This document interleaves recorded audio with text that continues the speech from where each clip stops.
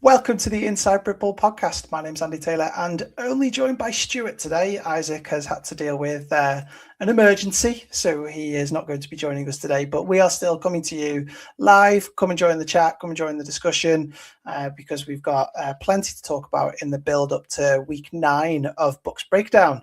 And Stuart, you're on your travels, hence the dodgy curtains and the and the bed in the background.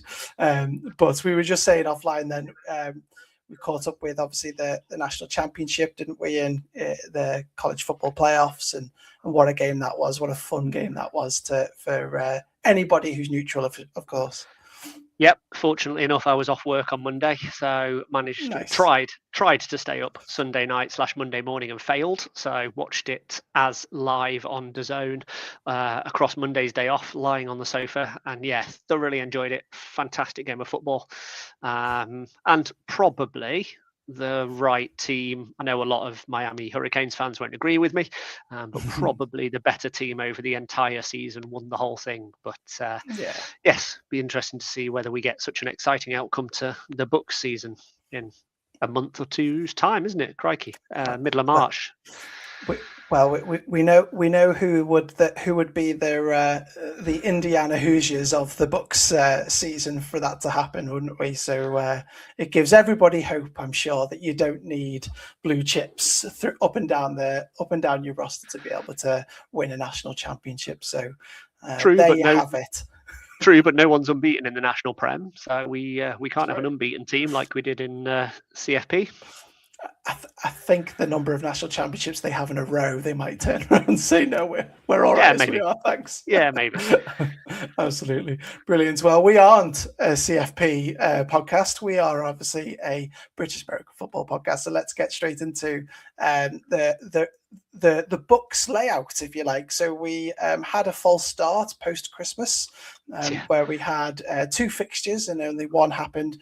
Both of them mattered, but one of them only counted towards the BUCS season of 2025-2026. And then we'll have a look towards the fixtures this weekend.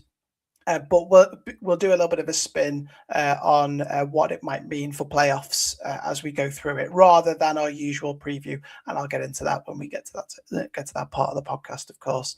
But in the meantime, anything that we need to know, any information that you want to share with us, any discussion points, come and join us in the chat.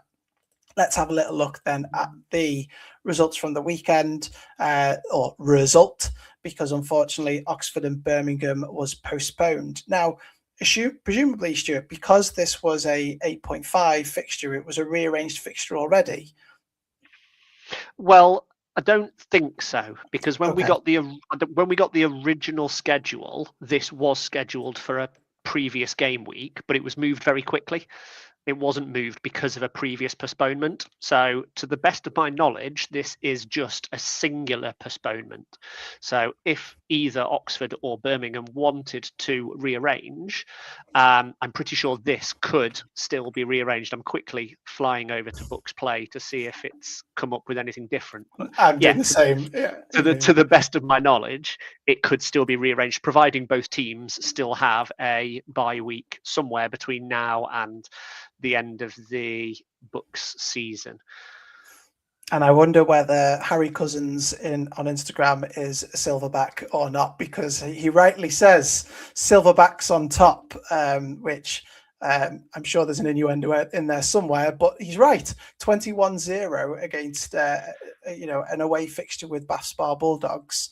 That's got to be a confidence booster for that programme, hasn't it? Yeah, silverbacks tend to come out on top whenever they're fighting in Mother Nature. So yes, they're probably going to beat up a bulldog as well at the same time, aren't they? From what I could see, there was plenty of turnovers, plenty of interceptions thrown. Bath Spa tended to fumble the ball, whereas the Silverbacks tended to throw interceptions, which neither team will probably thank me for pointing out. The only difference seemed to be is that the Silverbacks could take advantage of that, certainly through their run game. There was several decent runs from watching Depth Chart Sports live videos when Tebbs wasn't on the chain crew. He was able to put a lot of stuff on his stories. Shout out to Tebbs for doing chain crew, because that's a thankless task no matter wherever you are, let alone on Baspars pitch, which is slanted like that. Yes. I will mention that every time I stream. Don't worry. You will. But yeah, it's a great result for Winchester. As I said, they had a really tough test against Kingston in game 1. But I think this just proves that they are probably league ready. What they do need to do, though, one of the interviews that they had with one of their players, I think it was the team president actually, he said that their SU has tasked them with having 2 home games. So if you're a team that is potentially looking at missing out on playoffs or just wants a couple of extra games, reach out to the Silverbacks, give them a message. If you're willing to travel to Winchester, that's probably more beneficial for them because they need to host 2 games for their SU to let them into BUCS 2026, 27. I really had to think about that. So yeah, reach out to them or reach out to us and we can put you in contact with Winchester to make sure that they host their 2 games that they need to going into that next BUCS season. Yeah, and Harry's definitely telling us that that they are definitely league ready. So that's positive signs if it's coming from, if assuming Harry is from the Silverbacks, of course, and he obviously appreciates that shout out. So I think it's it's really good to see that a team that's been missing. Right, I think we wondered whether they were going to be here last year. They weren't, and then we've obviously had more of a thought that they would be here this year, and they weren't. So I think as long as they can provide more and more evidence to Tonye and the crew that they're ready, that's a good thing, isn't it? Yeah. I know you're going to mention what Isaac's been doing in his spare time later on, but Harry, if you want to drop us a message, Isaac's always looking for guests now on his weekly pod. So if somebody from the Silverbacks wants to come on and have a chat with him and just sort of tell us about what you've set up within the program, drop us a DM and we'll put you in touch with Isaac and we can perhaps get you guys on next week maybe or the week after, depending on when your fixtures fall. I'm sure Isaac would love to talk to you. And yeah, if we can help you out in any way, if we can help you out in any way, drop us a DM and we'll have a chat with you and whoever else in your team as well. Yeah, so starting tomorrow, where are we? Wednesday. Starting Friday, Isaac is going to start dropping a weekly video on our YouTube channel. It'll also go up on our Spotify and podcast platforms, but you'll be able to pick it up there on your YouTube channel, where he's going to bring a guest on every week and he's going to preview the weekend in our BUCS weekend kickoff is what he has titled it, isn't it? So it's going to come up on a Friday and it'll get you ready for the weekend, which he's looking forward to doing, a bit of a different sort of angle to it, do a preview instead of writing a preview, and then get a guest on to talk and give their insight as well. So looking forward to doing that. So that'll change the section of the pod that we usually do, because you'll be able to go over to our YouTube channel and pick up Isaac's weekly videos there instead.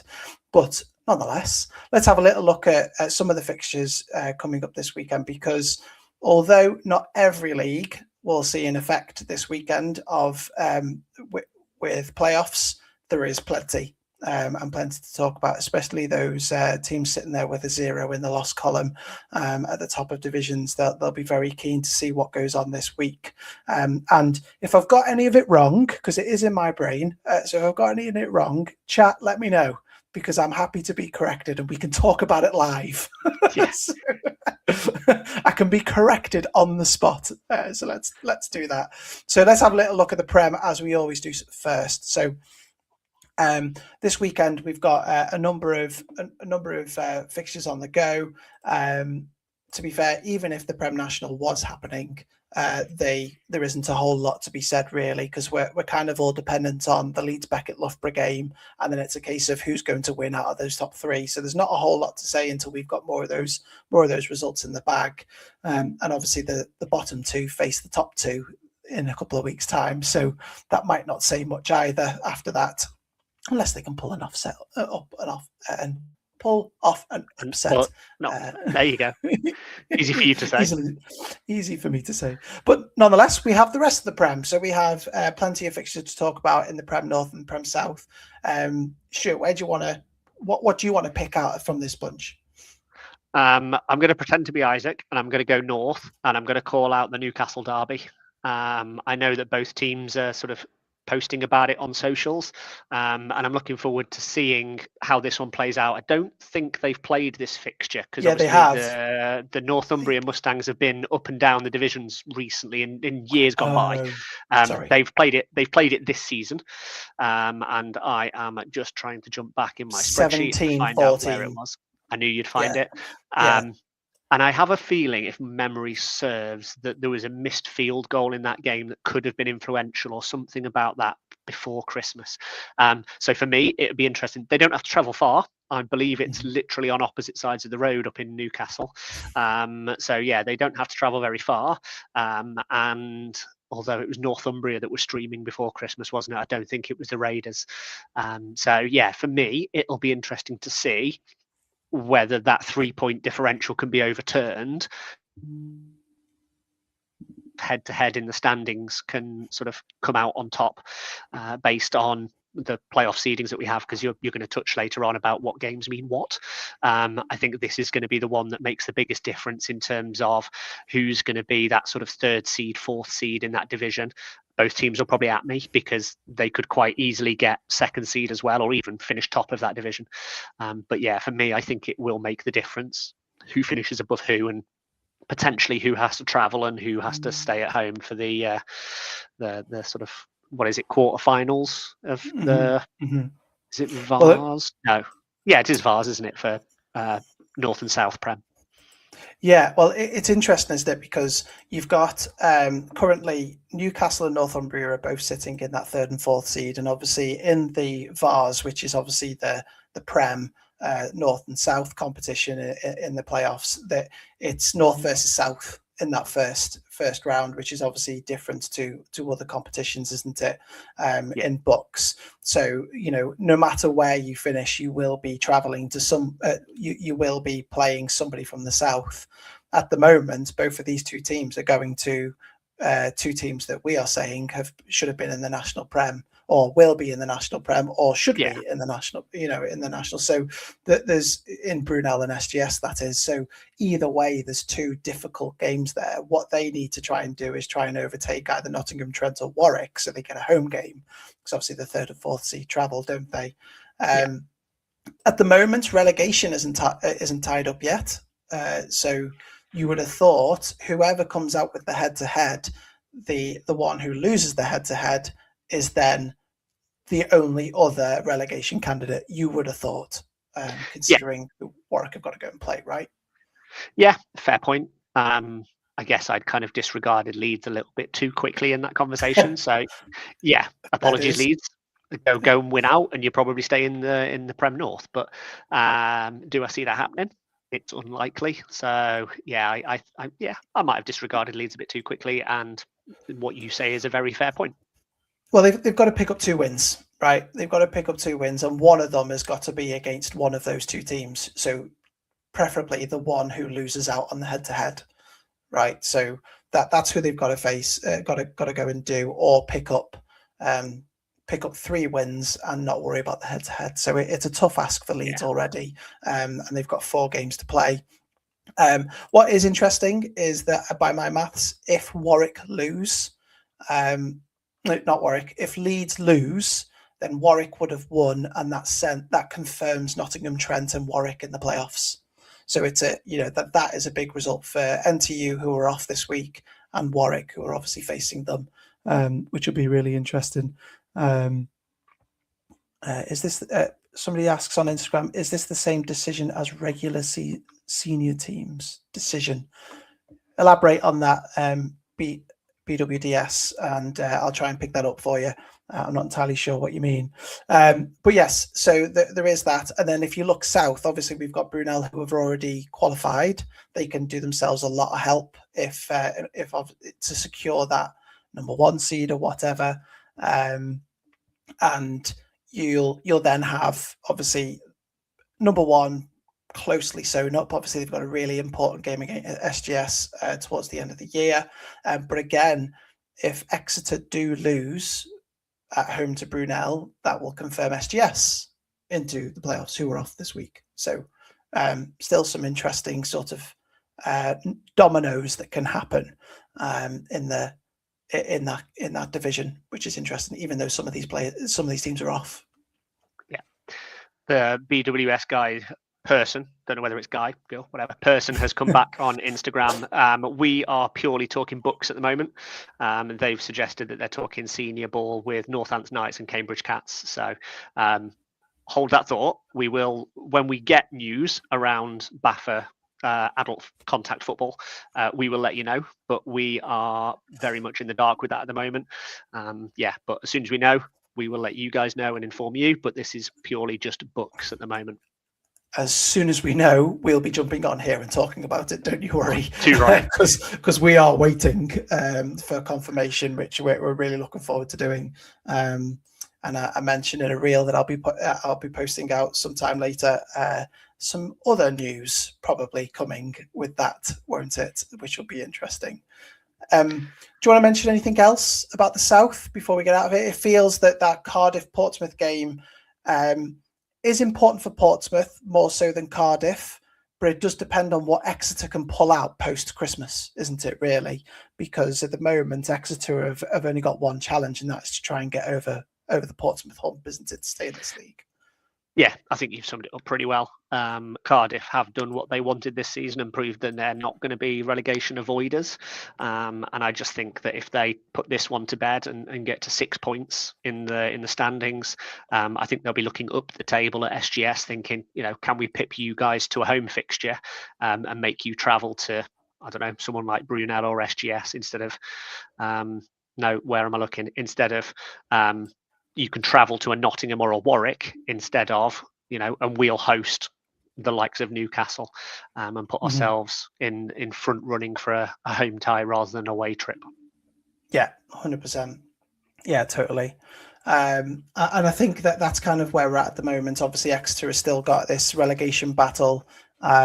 It's every single point that they can get is going to be important from here on in. And obviously, they've got a very big game coming up in a few weeks where they host Portsmouth. So that'll be their final, effectively, won't it, by the time that comes up? Yeah. Awesome. We've got plenty to talk about in Tier 1 across all divisions. Well, not all, sorry, most. And where do you want, give me a couple. Where do you want to go to first with some of these fixtures? I'm going to start north of the border and point out that Edinburgh are hosting an away game against Glasgow. It was meant to be the other way around. I can only assume that Glasgow's pitch is very soggy and very boggy. So Edinburgh were like, yep, we'll host on a nice shiny 3G. Yes, I would want to highlight that one. I know that Edinburgh have already put it out on socials, so I just wanted to point that one out. Napier obviously flying in that division and looking to sew up the title and certainly the first seed in that division going into playoffs so that teams can travel up to Scotland rather than having to travel south themselves. Seen a lot about Scottish teams and travelling recently, certainly in the adult league. So we'll steer clear of that landmine. Where else do I want to go?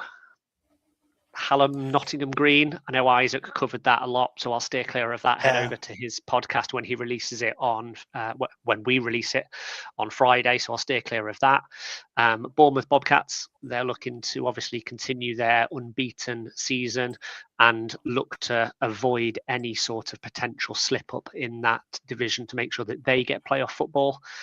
And then looking across to the southeast. Kingston, KCL, UCL, and Kent, all, well, maybe not UCL, but Kingston, Kent, and Kings, certainly looking to, build on their season. Kingston are sort of on the outside looking in, rather than Kent and Kings certainly on the inside looking to cement positions in playoff football. They'll be looking to get another 2 points on the board in this one, and really, as I said, sort of cement their position in playoff football going into certainly into February. Mm-hmm. Well, certainly, just looking at some of the playoff stuff for this tier, Edinburgh Napier win and you've won the division. That's not bad, is it? I'll take that. Because as far as I can tell, they're only playing Glasgow once, and if they come away with this win, then that's the head-to-head, as well as not being able to be caught. Even if points don't come part of it, then really you get an extra point effectively, don't you? Because you can draw with them. And obviously Sterling, depending on what they could do, they don't have the head-to-head. So again, they wouldn't be able to catch them. So Edinburgh Napier Knights will be well up for it this weekend, won't they? Especially if they get to host it as well, as you say. So that'll be momentous for them. And then obviously Edinburgh will be looking to try and catch up with Glasgow in particular this weekend, and put their name in the hat for that that 7 to 8 seed in that third place within that division. So it's a big 2 games up in Scotland this weekend. 1, because you can set up a division. 2, because you can put yourself in the ring for playoff football. Lancashire, as far as I can tell, they can't. They can confirm playoff football. They just can't confirm the division yet. They've got a Manchester, not an Eagles, a Tyrants problem, which they can obviously sort out when they face them in a couple of weeks. Manchester host Edge Hill, don't they? So if Edge Hill do pull off an upset and Lancashire come away and win, then that will be the division. But Lancashire can certainly go a long way to cementing them a very high seed with a fixture this weekend as well. So tons that could go on, really, let alone Edge Hill have obviously battling for relegation as well, aren't they? Every point that they can get will be helpful. Yep. Same with UEA a little bit further down. If they can pull off, I'll call it an upset against Birmingham, that would obviously put them on 4 points. Birmingham still on 4 points. I'm just quickly skimming down the results. You'll probably be able to tell me about head-to-head in that one. They played earlier on in the season, if I remember correctly. Birmingham holds 36-2. So what's that? 34 points. As good as UEA are. Whether they'll overturn the head-to-head, I'm not entirely sure, but it's good luck margin, to you. Isn't it? Yeah, you never know. Stranger things have happened, right? Yeah, absolutely. And the Bournemouth thing, I'm trying to figure out in my head as well. So the Bournemouth thing, so if they win this weekend, they'll go to 7 points. They'll be 7-0, and so Bristol would then just need a point to confirm the division, right? Next week away to Bath.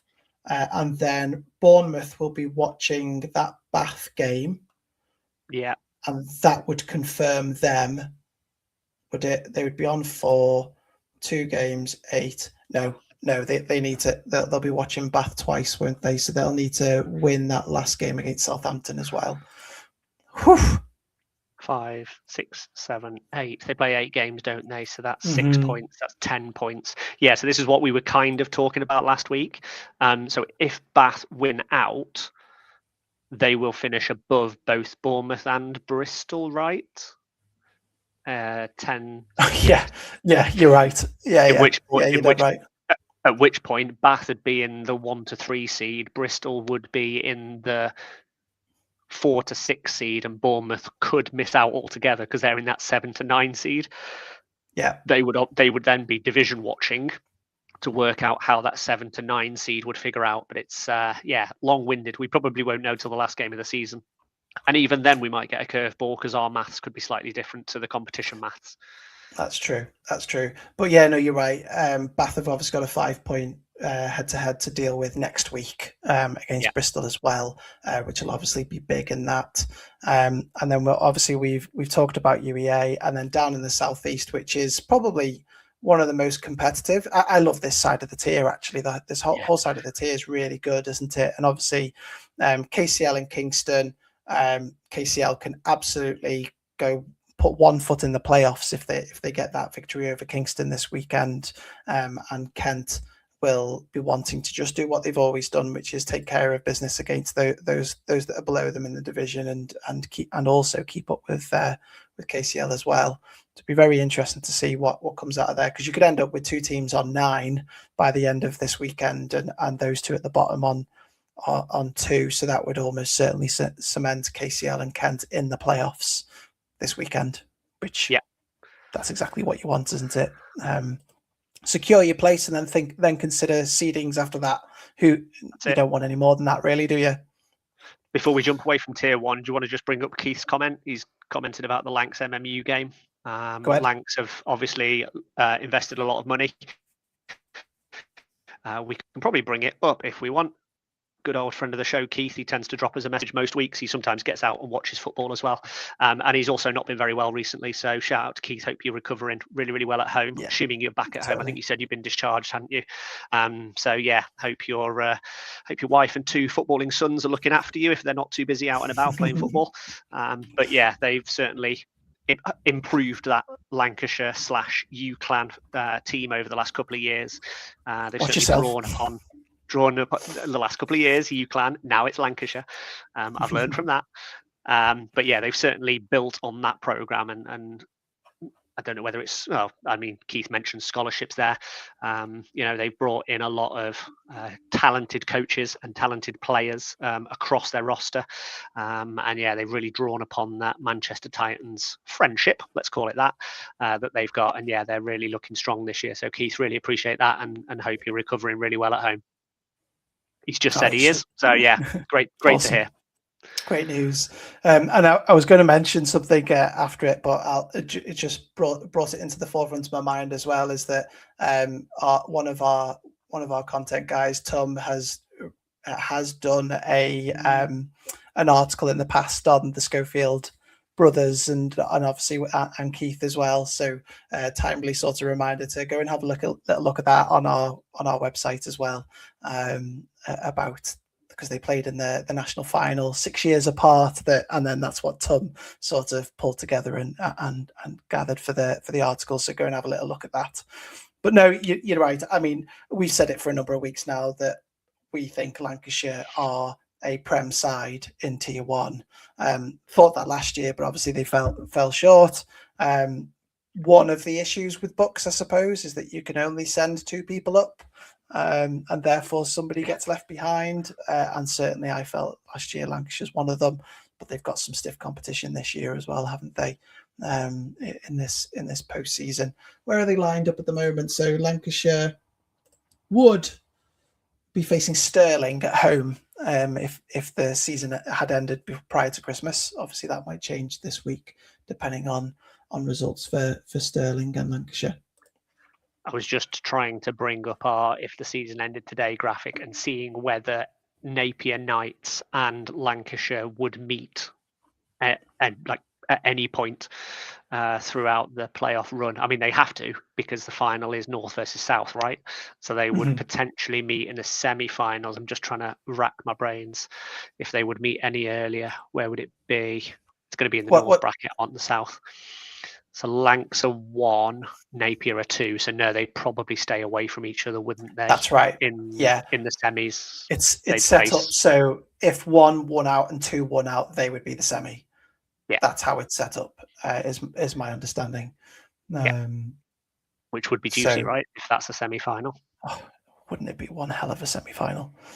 You'd almost want that to be the final, but I'm looking forward to a potential Lancashire Edinburgh Napier versus Brunel or whoever as well in the final. Whoever gets there. Potentially Bournemouth if they get there, or Hertfordshire. Yeah. Hertfordshire would be tasty. Brunel are obviously in the tier above, aren't they? Oh, sorry, yeah. But no, see, yeah, you're dead right. I'm getting ahead of myself. So yeah, let's have a little look at Tier 2 then. Where are we? We are here. Where do you want to go first? I'll address the one that's not on the graphic. So we've already heard that Aberystwyth have moved that game against UWE2's back. I did see when that was. It was on BUCS Play, and I have a feeling it was the 25th of February. But don't quote me on that. Go and look on the BUCS website. I had the UWE2 coach reach out to me and say that it was probably going to get moved back. And then it was confirmed on Aberystwyth socials over the weekend or yesterday. I can't remember when it was. My week's really weird starting on a Wednesday. But yeah, it was confirmed on their socials. So that fixture has moved off this graphic. What am I looking forward to that is on this graphic? I think that one at the top, I think Salford versus Staffordshire could be tasty. We've not seen much of Staffordshire. They obviously lost to Lancashire in week 3, but it was 15-0. Whereas Salford have absolutely battered Kiel but then got battered by Lancaster. So it'd be interesting to see how that level of Salford versus Staffordshire sort of comes across. And I think that will give us a view as to what's happening in the middle of that division with sort of LGMU, Salford and Staffordshire, and potentially Keele. They're sort of 4 fighting for 2 spots or 4 fighting for 3 spots really, in terms of playoff football. ARU had a bit of a wobble before Christmas against DMU, didn't they? Yeah. They'll be looking to get back on track against the Jets. Back on track against the Jets. That's kind of not the right phrase. Get back on the runway. Get back on the runway against the Jets. There you go. Failed. I know Aaron is watching, so he'll be shaking his head at the puns and the jokes. So yeah, Aaron, I know it's nighttime there, but jokes are still funny, so you can laugh. Cambridge Lincoln, a bit of a leveler. In terms of we'll get to find out what the level is. I know Cambridge are second and Lincoln are bottom, and sort of not got a win in the table. By way of leveler, it'll find where that level is, and whether Cambridge can sort of keep on the coattails of ARU. Yeah, but what are Lincoln as well? Because they've obviously underperformed by our expectations this year. Certainly, Isaac thought that they would do much better this year than they have done. I'm pretty sure he said that they were the team to beat, and that hasn't panned out as such. So they've got some work to do. Obviously, hopefully the Christmas break has helped that. But an away game to Cambridge is not going to be the easiest of tasks, is it?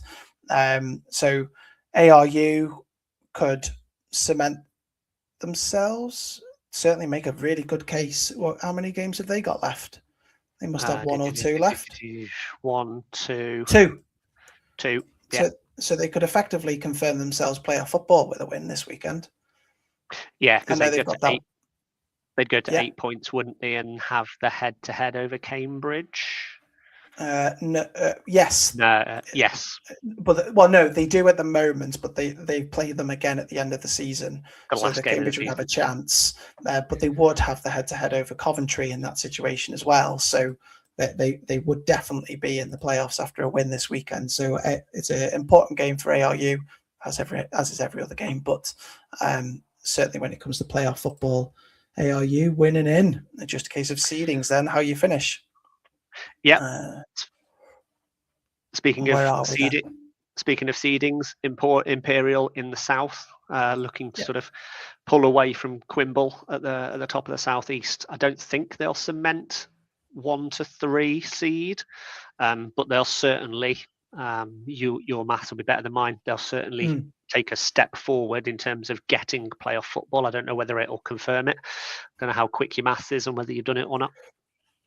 No, I haven't done the maths, but looking at it, they've still got to play Greenwich. So it would be a case of what's assuming they win, and City St. On the assumption that they win and City St. George don't, then they would still need an extra result in there for them to be cemented in. Because I think we're then looking at that third place where you've got Gloucestershire on 3, Sussex and Royal Holloway are on 2 at the moment, and so on. So yeah, I think you could not mathematically, but pretty much say that they're probably in at that point. But Imperial won't just be wanting playoff football; they'll be wanting division titles, won't they? I'm sure. They were close last year, if memory serves, and they'll want to take that extra step. Or did they win it last year? Am I a muppet and they won it? Oh, of course, I haven't put tier 2 in the last seasons. I've just put tier 1 and Prem in 2025 info tab. So I'll stall. I was going to say I'll stall while you open the other spreadsheet, but there we go. The only stalling that I'm doing is really poor hotel Wi-Fi stalling. They have already doubled their points tally from last year. I remembered incorrectly. Kingston obviously went up last year, and then it's Quibble and Greenwich that were in the playoffs last year. So this is a big turnaround for Imperial this year. Quimble are there again. So this could be big news, obviously, for them. If they win against St George, they'll go top with 2 points clear, and they've only got one game to play, which is a big one against Quimble at the end of the season.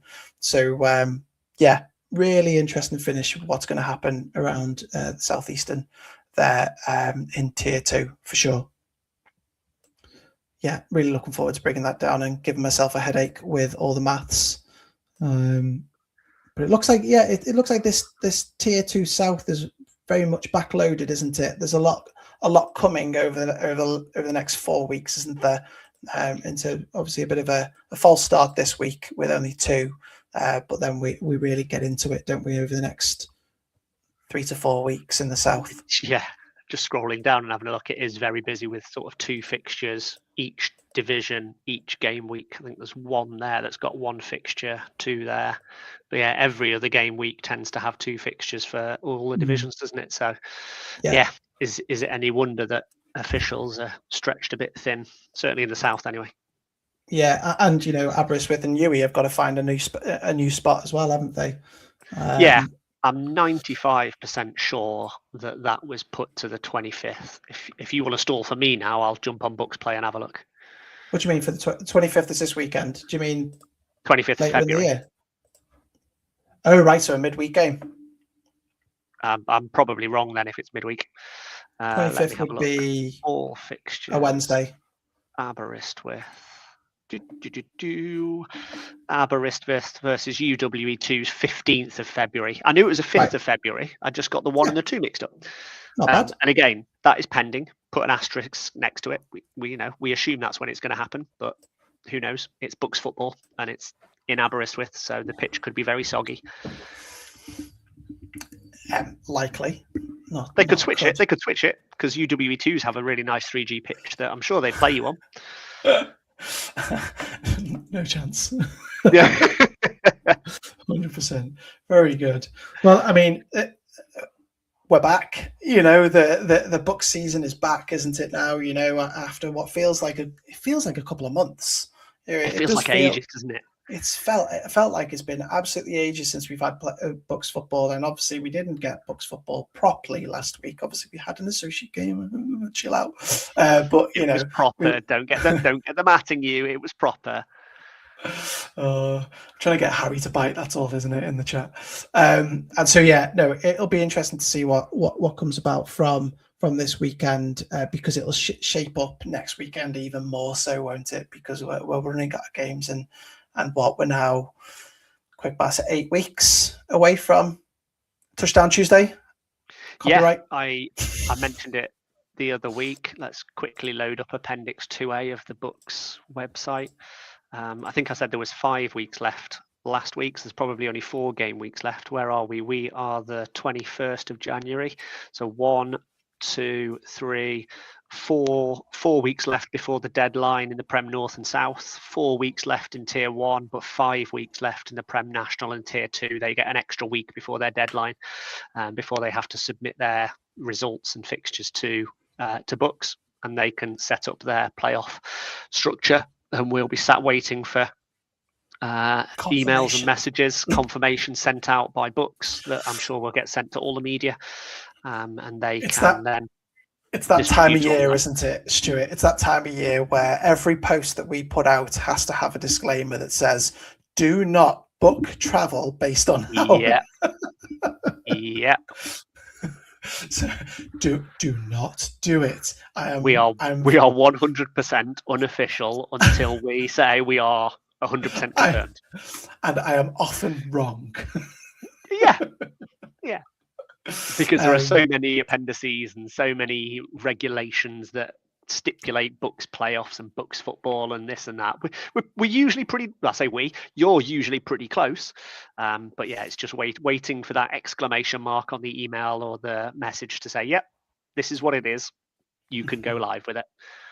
Yeah, absolutely. And if it does all work out on a Sunday, I might actually go live with a little bit of breakdown as we go along. We might jump on together and start talking it through. It won't be a podcast. It won't be publishable, but we might go live and talk about it as we go along. Yeah. See if we can work it out as we do, and jump in. I'll see if that'll work this week, for sure.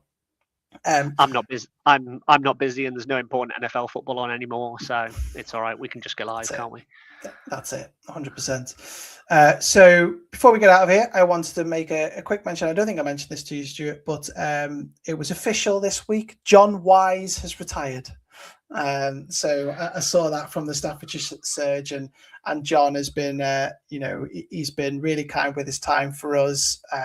If you haven't met him, you obviously haven't been on a sideline of British American football because he's everywhere.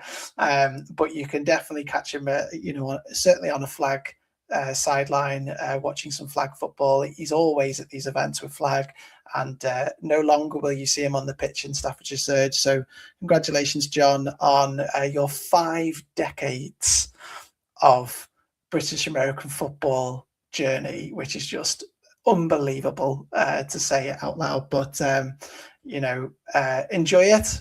Hopefully you haven't broken too many things. Hopefully there isn't any long-lasting damage towards your body. But enjoy resting up and using the context and the influence that you have on the game for in your next chapter. We did chronicle, in some sense, John's story. Again, you can go to our website and look at that if you're interested. But this is definitely not a time to point out our website and our work. It's actually to talk about John. So congratulations, sir. And I'll definitely see you on another sideline for sure. Hope that was okay. Yeah, I was just about to say, should we caveat it and say he's retired from playing football? He may well still be around in some other form. I do know that he is a keen follower of the Officials Association. He often comes to our conventions. So, John, if you're interested, bafra.info/join us. You can sign up, and I'm sure the recruitment team will happily get you in stripes if you're not too busy playing flag, obviously. Yeah, and Palm's not impressed on Instagram. He said, "What? One more year, John? Come on." So, yeah. But I do. Tom again chronicled John really, really well. I would strongly suggest if you're interested in the man that can play across 5 decades, definitely go and have a little look at that story. As Aaron points out, GB will absolutely be part of his future and everything else that you do. So congratulations, a star and no doubt future Hall of Famer. I'll certainly be putting that nomination in myself if nobody else will. I have a sneaky suspicion that Aaron is wanting us to promote the new GB roles that are available, not try and shepherd John into one of the GB roles. What are the roles available? I can't call them the A word, can I? Team managers? Is that the roles that are available for GB? What would Aaron let us say? That's the question. He's thousands of miles away. He's thousands of miles away. We can say what we like. We can. He's in New Zealand, so he can't swing for us. But yes, team liaison officers are available for GB. So go ahead and have a look at the website there. A term, Aaron Legends. A term that Aaron can't stand, but nonetheless, team liaison officers are available in the GB program. So go ahead and have a little look at that. Effectively, a team manager role, which is hugely important and exciting, of course, across all the different changes that are happening across flag and contact and Olympic sport and all that. So really important to mention that. 29th was the deadline to apply for those, if memory serves. Right. Okay. Aaron may well quickly pop up in the chat, but yeah, head over to the BAFA website or BAFA socials, and they'll confirm what the deadline is. Or if I stall enough time, you'll load it up. I've got it. Friday, 23rd. 23rd. I was close. Yeah. So Friday. So yeah, you got to get in there. 23rd. Cover letter, resume, crack on. There you go. Get AI. Not that I'm promoting it, but get AI on it and it'll be done quick enough. Yeah, 100%. Anything else that we need to get to before we get out of here? No. Do we want to mention just quickly the news that we've got this afternoon that we've not quite published yet about Go ahead. Michelle? Nicole. Nicole. Yeah. Stepped down off the BAFA board. We'll publish about that on socials. Chair, we'll address that on socials. But she is stepping down, and the guy whose name also fails me, you probably open it up, has stepped down as well. He's picking up a bit of a bigger role in Rob. That was it, in the MCC. So yeah, he is stepping away as well. So there's a couple of changes at the top of the BAFA board, but. Speaking to someone earlier, and they're changing for continuity reasons, but to increase continuity, if that makes sense, because the people that are in there have been in there for a while, and this sort of stepping backwards or stepping away, as it were, kind of allows people to flourish into roles. I know when we release it, we'll say that people can still apply, so there's still going to be positions available. But yeah, big changes sort of at the top of our sport going forward. But, going into times where flag are going into the Olympics and the sport is having a lot more investment, it could be a time for people to be really getting involved and have real influence at the top of the pyramid, as it were. So yeah, what they've done for the sport has been fantastic over the last, I think it was 8 years, if I remember correctly, in the press release. So yeah, what they have done and how the sport has changed in 8 years. I know we've had COVID in the middle of that, but yeah, people will say it hasn't. But certainly when you stand back and look at it, we are certainly in a much better place than we were 8 or even 10 years ago. Certainly when I was involved, we're certainly, I know it may not seem it from the inside looking around, but certainly stepping back and looking outside in, yeah, we're certainly a lot more organised, and there's certainly a lot more structure from board level coming down. So thank you very much to those two. Appreciate their hard work and efforts, and yeah, we'll put out our own version of the story and the press release coming soon, hopefully this evening, if I can get through the hotel Wi-Fi. If you think you can chair BAFA, Wednesday the 4th of February, get your cover letter and resume in there. So there you go. So yeah, more to come on that. I'm sure once Aaron has arrived in British Standard Time, that he'll be able to bring some thoughts to that as well, because it will obviously affect flag as well, and GB and so on, and the work and the sport that we love so much will be affected by this, of course.